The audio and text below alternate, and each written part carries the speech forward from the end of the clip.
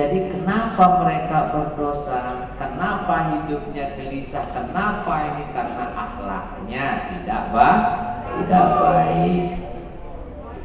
Ya. Contoh kecil, saya contohkan kecil saja. Ini saya lepas ini air minum. Kemudian tak tahu ada temannya yang mengambilnya minum dia. Lalu saya lihat dia dari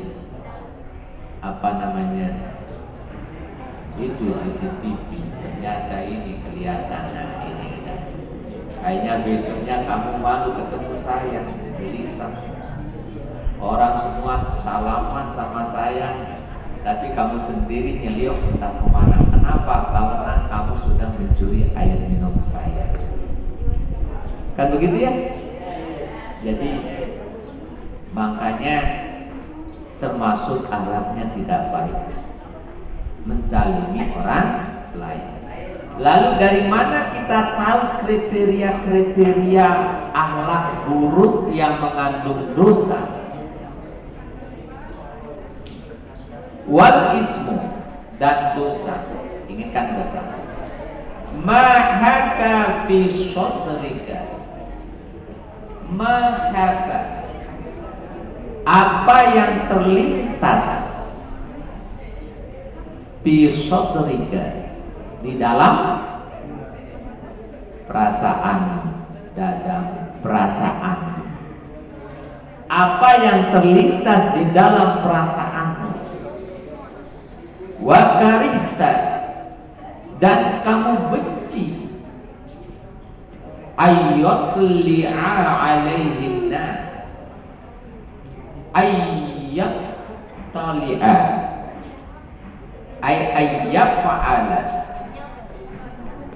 Wa karihta, engkau benci ayyatli'a alaihi, bahwa mengerjakan atas pekerjaan dosa itu annas, manusia.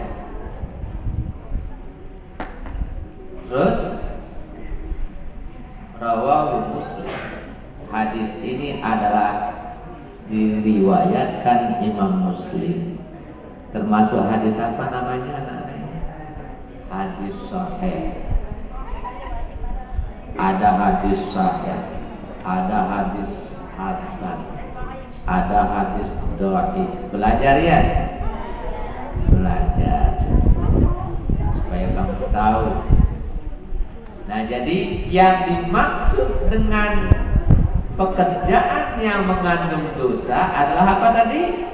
Mahaka fi sodrika, apa atau pekerjaan yang terlintas, yang di dalam hatimu. Wa karihta, kamu benci orang lain mengerjakannya. Benar ya? Mengerti maksudnya ini? Yang dimaksud dengan pekerjaan dosa yang mengandung dosa itu apa? Setiap pekerjaan yang terlintas di dalam hatimu kalau orang lain mengerjakan dosa tersebut. Paham ini enggak? Yang dimaksud dosa apa dosa? Pekerjaan yang terlintas di dalam hatimu, apa yang dikerjakan temannya itu pekerjaan yang kamu benci. Contoh kecil ya. Seandainya si Muhammad ini mengetahui kalau si B itu sering mencuri barang orang. Ini saya contohkan. Perhatikan. Jadi ini walaupun panas, yang laki-laki kan enak kan? Panas itu enak, vitamin. Nah, jadi kalau kalian laki-laki benci sama pekerjaan temannya yang suka mencuri, itu adalah yang tersirat dalam perasaan benci itu dinamakan dengan dosa. Paham ini? Iya. Itu ingatkan itu.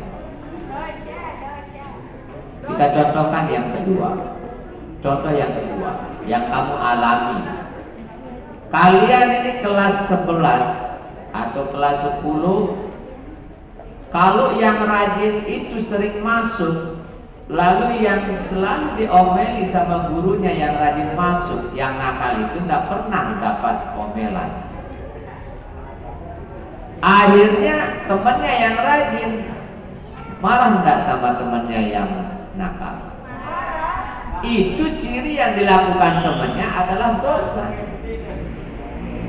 Ya, tapi yang perempuan alhamdulillah dilihat dari raut mukanya, saya masuk rajin-rajin. Makanya saya sangat menyayanginya.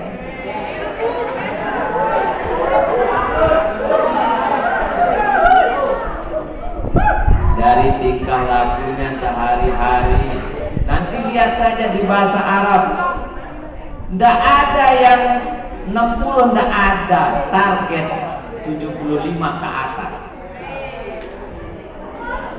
Kenapa? Karena dia rajin. Ya. Yang rajin itu menunjukkan adalah albir. Apa albiru? Biru. Tanda albiru, tanda kebaikan itu adalah husnul khuluq, keindahan akhlaknya. Apa keindahan akhlaknya? Dia rajin. Jadi tidak ada alasan saya untuk memberikan nilai kurang. Tapi kalau laki-laki, lihat saja nanti mana yang jarang masuk itu. Ya. Yang jarang masuk kalau dapat seandainya 70, 60. Kenapa? Karena banyak hal. Pertama adalah dengan kemalasan. Satu, anak malas yang rajin kesemprotan setiap hari, disemprot terus dengan omelan dari gurunya, bukan cemilan, omelan terus. Gara-gara satu yang nakal. Akhirnya kamu pun juga ini, gara-gara ini aja ini kita terus diomelin, bener kan? Makanya ajak besok temennya supaya rajin. Kalau rajin berarti tadi adalah dari apa? Dari al-ismu, berbuat dosa karena sering telat, berubah menjadi al-birru. Tahu al-birru? Rajin masuk besok kalau kebetulan naik kelas. Rajin besok. Kalau rajin masuk, maka kalian sudah berubah dari al-ismu menjadi al-birru. Jelas ya? Baik, mudah-mudahan bisa berubah. Nah, ini cara kita. Ya. Masa dikasih nilai tinggi-tinggi tahu-tahu nggak pernah sekolah. Apalagi ada nilainya kok nggak pernah sekolah sama sekali. Nah, ini kembali kepada al-ismu. Tahu al-ismu? Dosa. Oleh karena itu,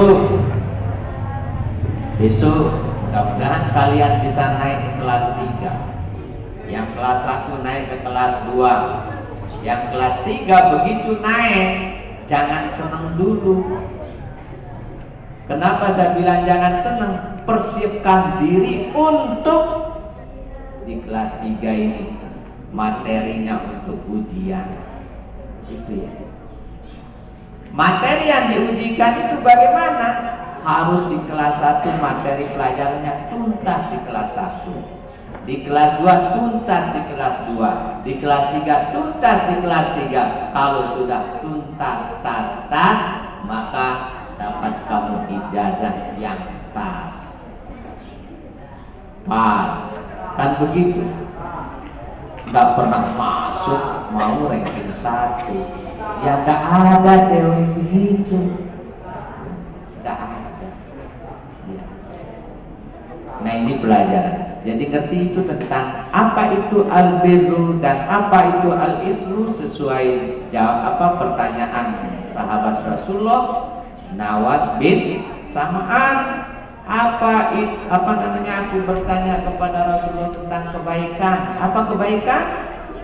Husnul khuluq, keindahan akhlak. Kemudian apa itu al-ismu? Al-ismu dosa, pekerjaan yang mengandung dosa adalah mahaka fi sadrika wa karihta ayyaqtali'a alaihin nas. Setiap perbuatan yang menurut perasaanmu, kalau orang lain mengerjakannya, temannya mengerjakannya, kamu benci, kamu minum minuman keras saja, awas. Kamu benci kan? Berarti apa yang dilakukan temannya itu adalah dosa. Kamu harus hindari. Sering terlambat juga dosa. Peringati temannya yang terlambat, jangan kamu lakukan ini. Lurus, nyemprot kita terus. Yang rajin, makanya yang rajin terus yang salah. Sebenarnya itu yang benar. Ya, benar kan? Ya, ingatkan, terlambat dosa, artinya akhlaknya tidak baik, tidak bagus. Qala, kita lanjut ini. Kita lanjut. Jam berapa ini?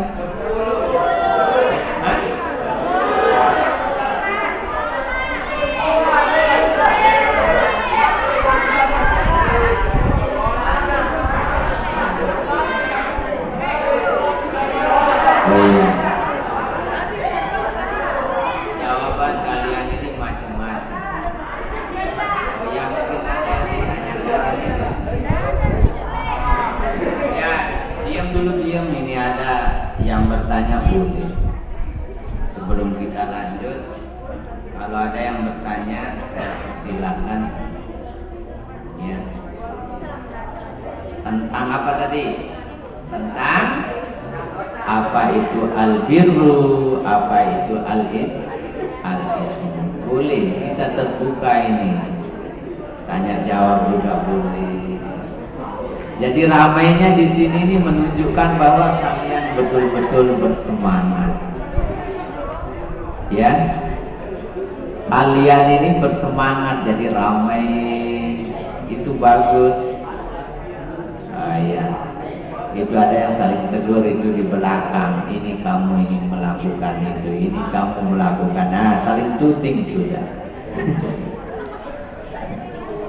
Saling tuding, tetapi besok harus berubah, ya.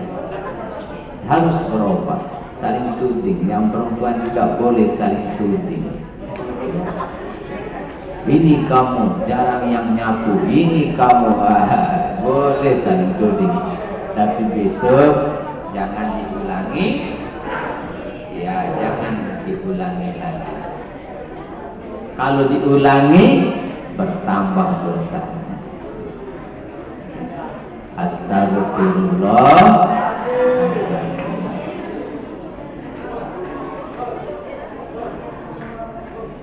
Ini sudah minta ampun tadi atas dosanya yang terlintas karena terlambat. Sudah. Supaya rata minta ampun kepada Allah, kita beristighfar sama-sama.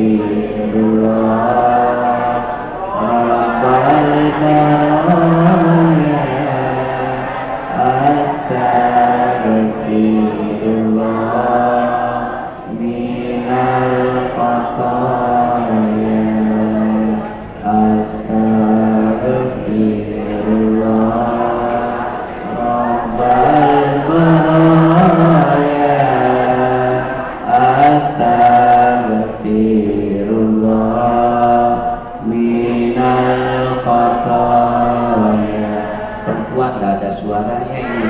Coba.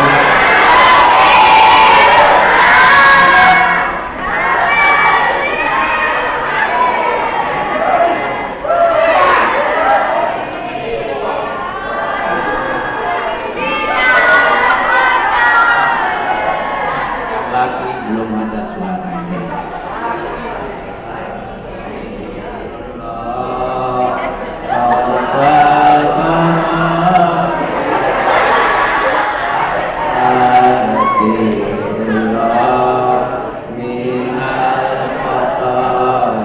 Ulangnya belum keras nih.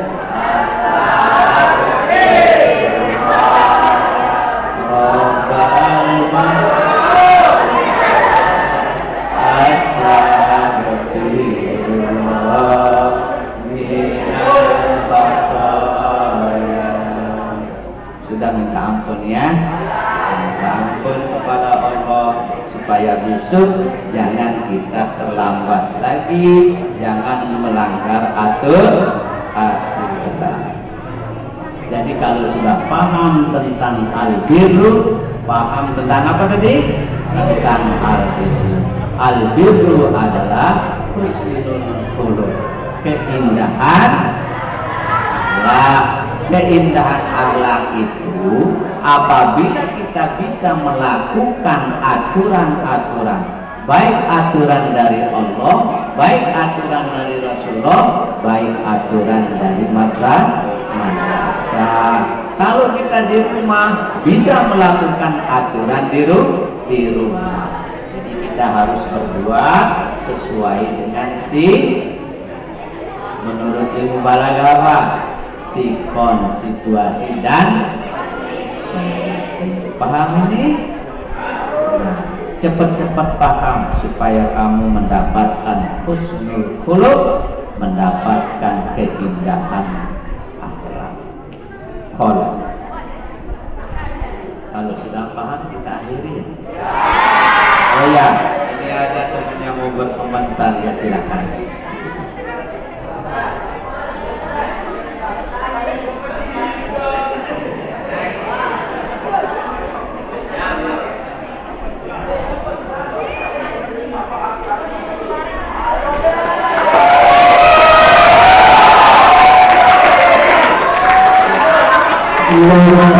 Assalamualaikum warahmatullahi wabarakatuh.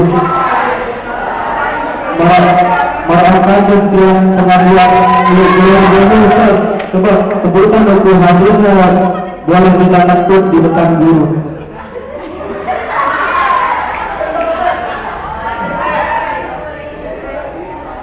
Baik, di sini kan tentang masalah bolehkah kita kentut di depan guru, memang tidak ada hadis, cuma kembali kepada kesehatan. Coba sekarang sebagai guru, kalau menurut saya seorang guru itu ibarat orang tua. Tentu seorang tua tidak mau menjadikan anaknya sakit, benar kan? Jadi tidak ada salahnya kalau kita kentut di depan guru itu selama kita jaga perasaannya. Contohnya ini ya. Seandainya kalau kita kentut besar-besar di depan guru, kan malu enggak kamu? Malu kan? Nah, makanya, nah sekarang secara aturan kalau kita kentut di depan guru, kalau kita kentut di depan guru, kira-kira kalau tidak menyinggung perasaannya tidak apa. Kalau sama saya dikentut di depan saya tidak ada masalah. Kenapa? Ketimbang kamu sakit. Tetapi makanya gini ya, didengar dulu ya, dengarkan dulu perkataan saya. Saya akan dengar perkataanmu, saya paham. Jadi seandainya lihat guru itu, kalau bagi saya kalian kentut di depan saya seandainya, ya, saya tidak akan marah. Kenapa? Karena itu adalah penyakit. Kalau kamu sakit gara-gara menahan kentut, nanti akibatnya kamu tidak masuk sekolah kan? Itu kan tidak baik. Menahan penyakit itu tidak baik. Namun sekarang kalau seandainya kalian merasa kalau saya kentut di depan guru ini kira-kira bagaimana perasaannya? Oh, kalau seperti itu silahkan minta permisi dulu sama gurunya. Ustadz, permisi, boleh nggak saya kentut? Kan begitu ya? Walaupun hadisnya tidak ada menerangkan tentang kentut, tetapi secara akhlak yang baik apa? Ustadz, boleh nggak saya kentut dulu? Kalau kita seandainya kencing di WC kan bisa kita tahan kan seandainya. Kan kadang-kadang kentut itu tidak bisa tertahan langsung blok katanya gitu ya. Nah, jadi di sana kalau sudah terlanjur ya minta maaf sama gurunya. Kalau tersinggung minta maaf keceplosan. Namanya barang contoh kecil. Kalau kamu sholat, kadang ada kentut nggak bisa tertahan. Masa kamu permisi sama Allah? Allah, saya permisi kentut dulu. Kan tak ada, apalagi di depan ustaz. Jadi saya maklum, tetapi jaga perasaan guru. Kalau gurunya tersinggung, silahkan permisi dulu ustaz. Apa salah kan? Tidak. Benar ya? Kalau gurunya tersinggung gara-gara siswanya kentut, nah di sana permisi dulu ustaz, boleh saya kentutkan begitu, ya? Saya kira tidak ada. Sama halnya kamu sekarang mau kencing, permisi ustaz, saya mau ke belakang. Kan siapa yang marah? Tidak ada kan? Itu kalau ternyata ada di antara guru yang tersinggung. Tetapi kalau bagi saya itu alhamdulillah kamu bisa kentut. Alhamdulillah kamu bisa kentut. Itu kan. Kalau kamu ingin berak, silakan minta Ustaz permisi saya mau ke belakang. Alhamdulillah kamu mau ke belakang, kencing dan sebagainya. Ya, itu artinya dengan guru yang memberikan permisi kepada kamu itu artinya guru itu memberikan apa? Kelulusan apa itu tadi? Yang berat itu bisa terbuang, penyakitnya bisa terbuang. Itu ya. Jadi apa yang kalian tanyakan tadi memang cukup bagus. Hadisnya tentang kentut memang tidak ada. Cuma seperti tadi, kentut di depan guru memang hadisnya tidak ada, tetapi kembali kepada husnul akhlak yang baik. Kalau kamu merasa seandainya sama gurunya ada suul adab tidak baik, ya permisi caranya. Ngerti kan? Kalau kita permisi tak mungkin dia marah. Kenapa? Karena kentut itu adalah penyakit. Guru akan bersyukur kalau siswanya sehat. Benar kan? Makanya kan kalau ada yang sakit kadang kita jenguk ke rumahnya. Kenapa? Kita tidak ingin dia sakit, kita doakan dia sehat. Itu ya. Nah jadi ini memang anggapan yang sangat bagus kiranya ya, supaya kita tidak seperti tadi ada yang tersinggung dan sebagainya. Kembali ke ilmu balagahnya ya, dilihat guru itu. Kalau saya kentut di depan guru ini kira-kira marah enggak? Kalau dia marah, minta permisi. Gitu kan? Permisi caranya bagaimana? Oh, permisi Ustaz, saya mau gitu kan. Jadi kebetulan begitu kamu kentut kecil, kau tahu ustadznya menghirup bau yang apa? Tidak sedap. Kalau sudah dikasih tahu permisi dulu kan, walaupun dia hirup kan, saya kira tidak marah karena dia sudah permisi. Ya baik ya. Jadi guru yang bijak pasti memaklumi itu, ya. Guru yang bijak pasti akan memaklumi itu. Tetapi kalau guru tidak bijak, muridnya kentut, kemudian dia marah, saya kira itu tidak bijak. Kenapa? Karena akibatnya nanti siswa akan sakit. Jelas ya? Sama dengan berak. Makanya kan sering kalau saya masuk kelas, Kalau mau ke belakang saya paham itu, ya silahkan, silahkan. Yang mau ke belakang silahkan. Artinya mau ke belakang itu apa?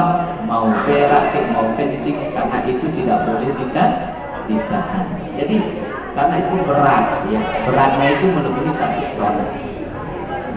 Apalagi berak, ditahan beraknya itu melebihi 1 ton.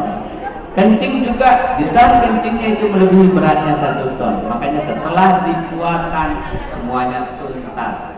Kan belajarnya akhirnya khusyuk itu ya. Jadi kembali seperti tadi, kalau dia tersinggung gara-gara kamu kentut, maka silahkan minta permisi. Tetapi kalau dia tidak tersinggung, ya kalau seperti saya, kalau kamu kentut ya saya wajar saja, saya kira ketimbang dia tahan akan menjadi penyakit. Paham ya? Ya. Nah itu mungkin ada yang mau bertanya, silakan.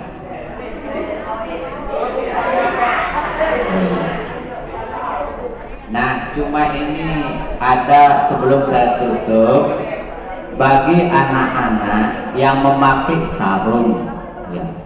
Bagi anak-anak yang memakai sarung, sebaiknya mempergunakan celana. Karena begini,